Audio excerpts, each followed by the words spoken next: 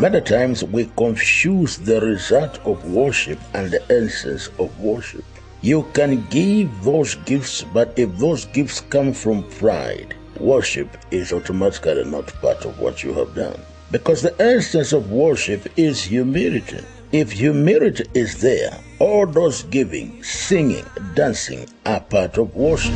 Let your name. You can't be a true worshiper if you are not a giver. You understand? You can't. It cannot happen. You can't meet the king and not think of a gift. You can't. You can't. So every time you meet kings, you find that people bring gifts. That is why every time we meet God, we also bring our givings, our offerings, as a respect to a king. We are continuing with the Night of Worship with Reverend Dr. Clement Nkoma. Now, Dr. Nkoma will teach us on worship through giving. As we continue looking at worship, we want to look at another aspect of worship, which is worshiping God with our giving. Worshiping God with our giving. So what I will do first is I will show you the wrong kind of giving. Then we will look at the right kind of giving. So if we look at the Old Testament, we have a passage here. Let's look at it. In Jeremiah 44 verse 19, it says there, "And when we burnt incense to the Queen of Heaven and poured out a drink offering to her, we did make cakes for her to worship." Now that word worship is the word atzap. "And pour out drink offerings to her without our husband's permission." Now, this is what we call a worldly worship. And the word atzap is to make some objects an idol and burn incense and give offerings. So they worshipped in their giving, but the word used is atzap. They were very specific. Notice that tithe and offering are part of our worship, but they are only part of our worship because of the condition of your heart as you are giving it. If when you are giving God, you are giving out of obligation, then it is not worship anymore, it is atzap. But when you are giving to God and you have the sense of love, the sense of respect, then your giving is no longer atzap, but it is worship. I will show you one of the passages in Greek where the giving was worship. It is in Matthew chapter 2, verse 9.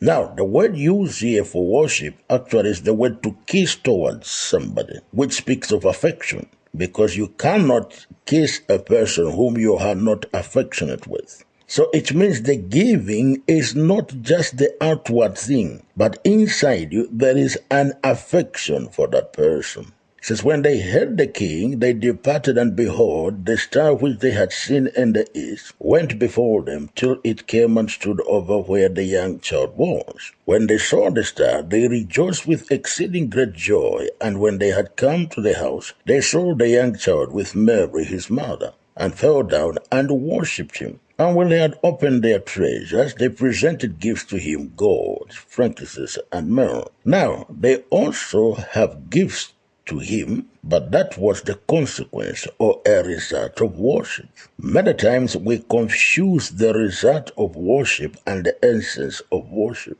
You can give those gifts, but if those gifts come from pride, worship is automatically not part of what you have done. Because the essence of worship is humility. If humility is there, all those giving, singing, dancing are part of worship. Now these are kings from the east, and they have come to look for the king of the Jews. And he was just a child. Look at such humility when they fell down and they bowed down before him. You see, proskuneo is not just kissing towards. It shows affectionate.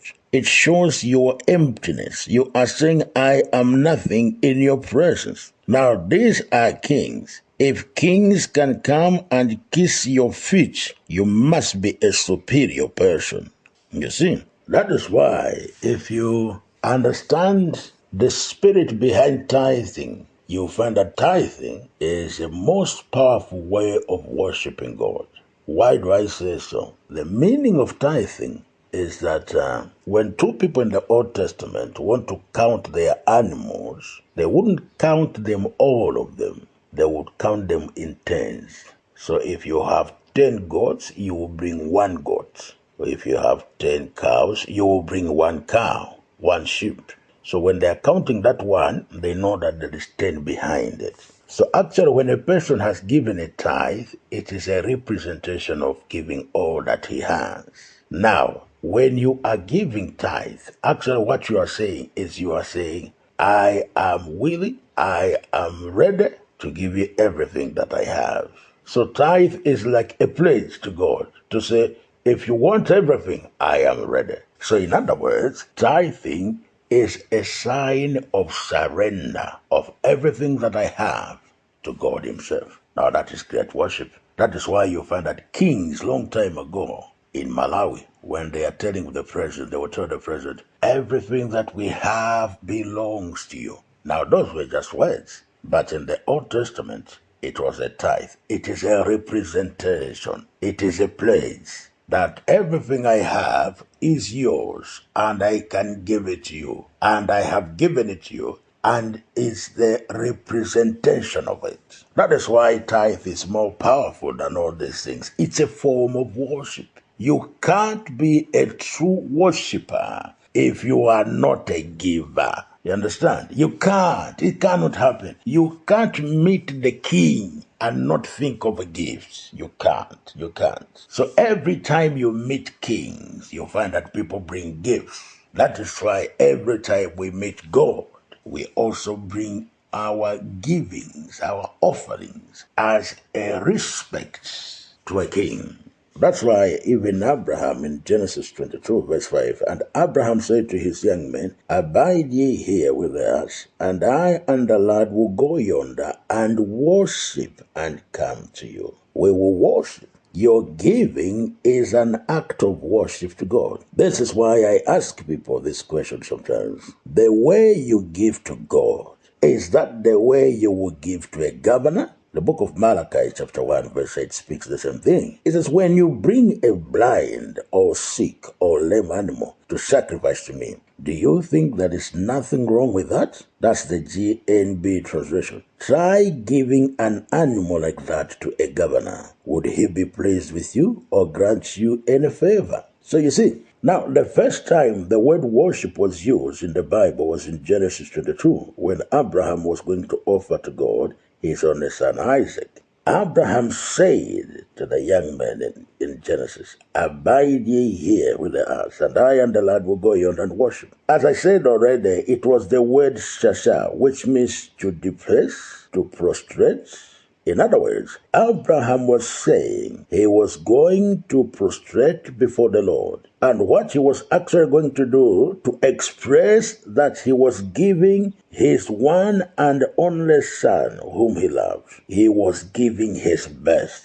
So giving is worship when you are giving your best. My question to you is, do you give your best? Because if you do not give your best, you are not a true worshiper. This shows us that when you talk about worship, you are saying that you are honoring God above all else. You are saying that you are honoring God above what you like, above what you want, in obeisance and in doing reverence to God. I tell you. You know, Christianity has been reduced to too much mechanics that if the reality is to be said about Christianity, many people are not ready to be believers because we measure on outward things instead of measuring on what is happening in our hearts. When the reality of this truth is clear to you, you will realize that a lot of people are not worshiping in truth. Though they may be singing or professing that they are worshiping God, but worship is more than just words that you say to God.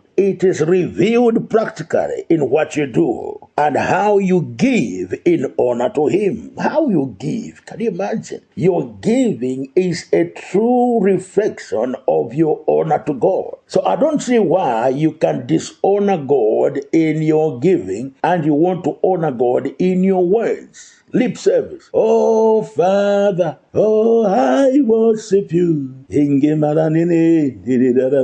While you dishonor Him in your giving. What a contradiction. It is a contradiction. I'll read what Malachi chapter 1 says. I'll read it. It's a long passage. You will bear with me. And your eyes shall see, and you shall say, the Lord will be magnified. Can you see? Yes, I want you to see the context of giving. The Lord will be magnified from the borders of Israel. A son honors his father, and a servant his mother. If they be a father, where is my honor? And if I be a master, where is my fear? Says the Lord of hosts unto you. O priests that despise my name. And you say, wherein have we despised you? And the word honor used there is the word kabod. You have polluted bread. You offer polluted bread upon my altar. And you say, wherein have I polluted thee? In that you say, the table of the Lord is contemptible. And if you offer the blind for sacrifice, is it not evil? And if you offer the lame to seek, is it not evil? Offer it now unto your governor. Will he be pleased with you? Unaccepted by person, says the Lord of hosts. And now I pray you, beseech ye, God, that you will be gracious unto us. This has been by your means. Will he regard your person? So he's saying that after you give your lame offerings, then you come to God and you begin to pray. You see, this is where it's a dangerous situation, isn't it? I'll read it again. I don't want to be like I'm speaking myself. I'll start from verse 8. And if you offer the blind for sacrifice, is it not evil? And if you offer the lame, is it not evil? Offer it unto your governor. Will he be pleased with it and accept your person, says the Lord of hosts? And now, I pray you, beseech God that he will be gracious unto us. This has been by your means. Will he regard your person, says the Lord of hosts? Who is there, even amongst you, that would shut the doors for naught? Neither do you kindle a fire on my altar for nothing. I have no pleasure in you, says the Lord of hosts. Neither will I accept an offering at your hands. You see, so it means not every offering is accepted. For from the rising of the sun even to the going down of the same, my name shall be great. You see, it's about his name being a great name among the Gentiles. And every praise incense shall be offered unto my name, and a pure offering. For my name shall be great amongst the heathens. We are speaking of worship here, and the Lord of hosts. But you have profaned it, in that you say, the table of the Lord is polluted, and the fruit thereof, even its meat, is contemptible. You said also, behold, what weariness is it? And you have snuffed it, said the Lord of hosts. And you brought that which was torn, and the lame, and the sick. That you have brought on as an offering. Should I accept this in your hands? Says the Lord. But cursed be the deceiver, which has in his flock a male, and vows and sacrifices unto the Lord, a corrupt thing. For I am a great king. You see, he is speaking of who he is. He says, surely, as great as I am, you think you can bring me such useless offering? This is God speaking. I believe today somebody will wake up. Don't play games with your giving. Don't play games with your tithing. You are giving to a great king. It's either you are worshiping him with your giving, or you are despising him with your giving. This is God speaking. True context. You can't fault this. And it continues. For I am a great king, says the Lord of hosts, and my name is dreadful amongst the heathens. You see, God is saying, no. My level, you can't be bringing me such things. But true giving, for it to be worshipped, it must come from a loving heart. No man can love God too much and fail to give. It cannot happen. Every time, I think there is a saying, you can give without loving, but you can't love without giving. 2 Corinthians 8 verse 1. Moreover, brethren, we do not with the grace of God bestowed upon the church of Macedonia, how that in great trials of affliction and abundance of the joy and their deep poverty abounded in the riches of the liberty. For to their power I bear record, yes, upon beyond their power. They were willing for themselves. Praying us with much entreaty that we should receive the gift. You see, their heart condition qualified their giving to be worshipped. Look at verse 5. And this they did not as we hoped, But first, they gave their own selves to the Lord and unto us by the will of God. They gave themselves to God. So their giving was out of their abundance of how much they have surrendered to God. That's why it qualifies to be worship. I want you today to have what I call self-reflection. Has your giving been done as worship? Or have you been giving out of obligation? Or have you been giving to soothe your conscience? It's time to honor God by your giving and through your giving. Shalom, shalom, shalom. Reverend Dr. Clement Nkhoma teaching on worship through giving.